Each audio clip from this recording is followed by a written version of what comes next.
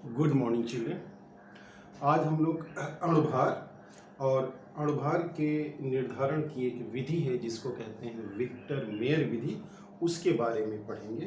तो पहले मैं आपको अणुभार के बारे में बताऊं। देखिए, जो अणुभार है, अणुभार मॉलिक्यूलर वेट या इसे मोलर मास भी कहते हैं। तो अणुभार का मतलब, देखिए, अणुभार एक संख्या है। तो किसी पदार्थ, अणुभार एक संख्या है। तो अणुभार का मतलब कि कोई अणु हाइड्रोजन के एक परमाणु से कितना गुना भारी है। जैसे मान लिया कार्बन डाइऑक्साइड है, और छोटा ले लीजिए, इतना बड़ा लेने की क्या जरूरत है, आप अमोनिया ले लीजिए NH3। नाइट्रोजन का परमाणु भार जानते होंगे 14, हाइड्रोजन का 1, 3 हाइड्रोजन है तो 3, 14 और 3 17। इसका अणुभार 17 है। तो अणुभार 17 मतलब क्या हुआ? इसका मतलब ये हुआ कि जो अमोनिया का एक अणु है वो हाइड्रोजन, आप जानते हैं सबसे हल्का तत्व कौन है? सबसे हल्का तत्व तो हाइड्रोजन है। सबसे हल्का परमाणु हाइड्रोजन है। तो हाइड्रोजन से कंपेयर किया गया है। यहाँ पर 17 का मतलब ये है कि जो अमोनिया का एक अणु है वो हाइड्रोजन के एक परमाणु से 17 गुना भारी है। कौन 17 गुना भारी है? अमोनिया का एक अणु हाइड्रोजन के एक परमाणु से 17 गुना भारी है। अभी आप कार्बन डाइऑक्साइड हम लिख रहे थे, CO2, आप निकालेंगे अणुभार इसका, कार्बन का 12 परमाणु भार होता है, ऑक्सीजन का 16, 16, 16, 32, 32, 12, 44, 44 ग्राम हुआ। तो 44 अणुभार कार्बन डाइऑक्साइड से आपको क्या मालूम पड़ता है? आपको ये मालूम पड़ता है कि यहाँ पर कार्बन डाइऑक्साइड का जो एक अणु है वो हाइड्रोजन के एक परमाणु से 44 गुना अधिक भारी है।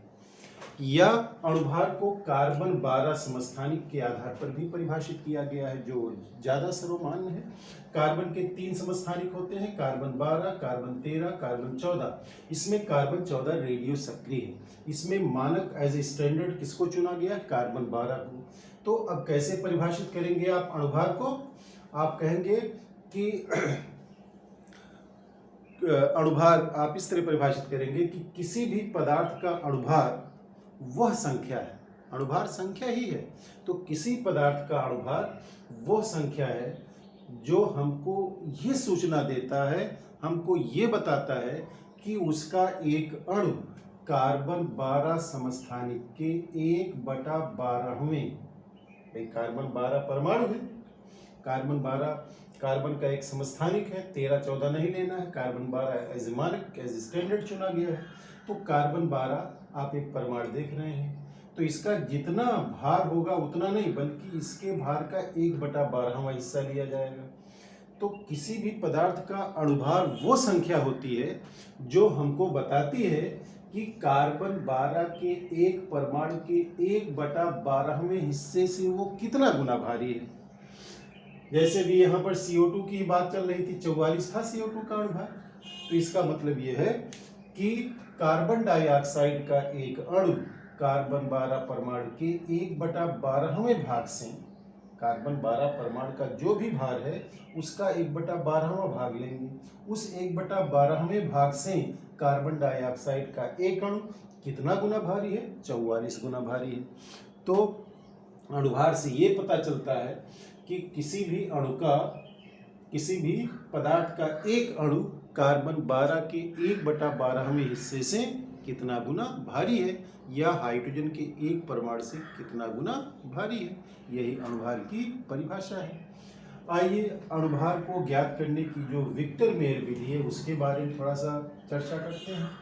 विक्टर मेयर विधि, पहली बात तो आप ये याद रखिए कि वेक्टर मेयर विधि का उपयोग अणुभार ज्ञात करने के लिए तो किया जाता है, लेकिन किस तरह के पदार्थों का? वाष्पशील ओलेटाइल, जिसकी वाष्प बन सकती है, जो गर्म करने पर वाष्पित होते हैं, वाष्प बनाते हैं, ऐसे ही पदार्थों का। अब चाहे वो द्रव हो या ठोस हो, कोई भी ऐसा पदार्थ हो, वाष्पशील होना चाहिए। तो विक्टर मेयर विधि का उपयोग करके आप वाष्पशील पदार्थों के अणुभार को ज्ञात करते हैं। आइए इसमें उस उपकरण को बनाते हैं पहले और तब फिर बताते हैं उपकरण बनाने पहले। इसमें देखिए विक्टर मेयर ट्यूब हम बना रहे हैं, काफी लंबा इसकी गर्दन है, इसका निचला हिस्सा चौड़ा होता है थोड़ा, ये ऐसे बल्बनुमा।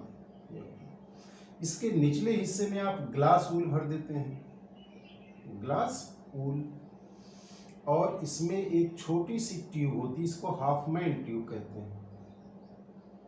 ये हाफ मैन ट्यूब है, इसमें ऐसे लिड लगा रहेगा, लिड ढक्कन लगा हुआ, ढीला सा ढक्कन है। और इसमें जिस पदार्थ का अणुभार ज्ञात करना होता है उसकी ज्यादा मात्रा नहीं, 0.2 ग्राम या 0.1 ग्राम वो पदार्थ, वो सब्सटेंस लिया जाता है इस हाफ मैन बॉटल में। इस बॉटल का नाम है हाफ मैन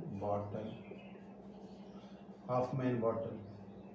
और ये नीचे ग्लास वूल है, ऊपर से गिराना होता है हाफ मैन बॉटल, वो टूटने ना पाए इसलिए ग्लास वूल लगा दिया गया है। Glass wool, cotton wool, glass wool लगा दिया गया है। इसके बाद इसको चारों तरफ से एक दूसरी है ट्यूब,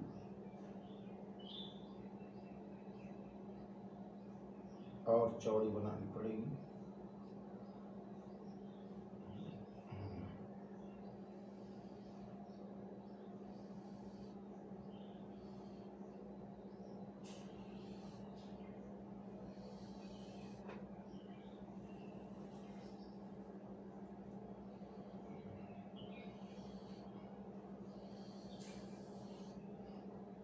बस ये इसका पूरा उपकरण।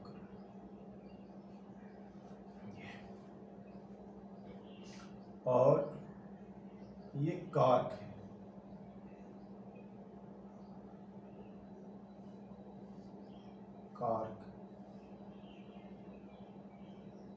कॉर्क को दिखा दीजिए इसे।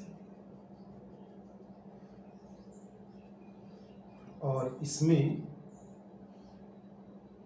कोई भी द्रव ले सकते हैं आप, बस याद रखना है ये लिक्विड है, कोई भी द्रव हो सकता है, कोई भी तरल हो सकता है। लेकिन याद ये रखना है कि जैसे जिस पदार्थ का आपको अणुभार निकालना है उसका भी कुछ गलनांक क्वथनांक होगा, तो जो भी इसका गलनांक क्वथनांक हो उसके गलनांक या क्वथनांक से यहाँ पे रखने वाले पदार्थ, यहाँ पे जो जैसे मान लीजिए इसमें कोई तरल आपने लिया तो तरल है तो वह इसका क्वथनांक होगा। मान लीजिए इसका क्वथनांक है 30 डिग्री सेल्सियस या 35 डिग्री सेल्सियस। अब इसमें जो द्रव लेंगे उस द्रव का क्वथनांक इससे, इसका 35 है तो कम से कम इससे 30 डिग्री सेल्सियस ज़्यादा हो। कितना? 25 से 30 डिग्री से, 30 डिग्री मतलब यहाँ पर इसका ऐसा द्रव लीजिए इसका क्वथनांक 65 या उससे ज़्यादा हो, कोई दिक्कत नहीं है, लेकिन कम नहीं होना चाहिए। तो यहाँ पर एक ऐसा द्रव लेना है जिसका क्वथनांक, जो पदार्थ, जिस पदार्थ का आपको अणुभार फाइंड आउट करना है उसके क्वथनांक से ज़्यादा हो। कितना? 30 डिग्री सेल्सियस। तो इसमें द्रव लिया गया है। अब इसको आप गर्म करेंगे। इसको क्या करेंगे आप? ये गर्म कर रहे हैं। तो जब करेंगे वेपराइज होगा, इसको गर्म करेगा और जो वेपर होगी इस लिक्विड की इधर से बाहर आ जाएगी। इसलिए यहाँ पर हम लिख दे रहे हैं लिक्विड वेपर, बाहर आ गई लिक्विड वेपर। अब देखिए इस ट्यूब का नाम, ये पतली वाली ट्यूब अंदर चौड़ी है फिर ऊपर पतली है, यही विक्टर मेयर ट्यूब है। विक्टर मेयर ट्यूब बनी किसकी होती है? पायरेक्स ग्लास की बनी होती है। पायरेक्स ग्लास के अंदर खासियत ये होती है कि सडन टेम्परेचर, अगर टेम्परेचर में सडन वेरिएशन हो तो वो चटकती नहीं है, टूटती नहीं है, तो इसलिए इसको पायरेक्स से बनाया जाता है। अब इसके ऊपर थोड़ा सा और आइए, यहाँ से एक साइड ट्यूब निकाल लीजिए, साइड ट्यूब।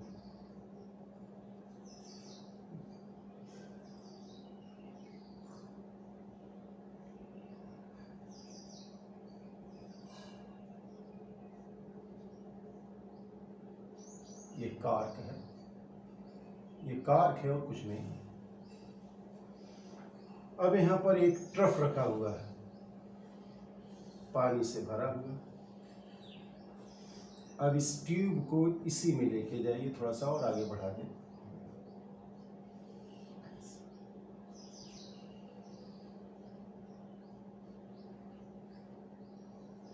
और इसके ऊपर एक गैस जार रख देना है, और ये सब पूरा पानी से भरा हुआ। ये गैस जार है, लेकिन ये गैस जार है कैसा? ग्रेजुएटेड होता है, ग्रेजुएटेड अंशांकित, मतलब इसमें मार्किंग होती है सेंटीमीटर की, 0 1 2 3 4 5। ग्रेजुएटेड ट्यूब है ये, या graduated gas jar, gas jar. अब देखिए पूरा समय ज़्यादा हो रहा है, देख नहीं पाएंगे। एक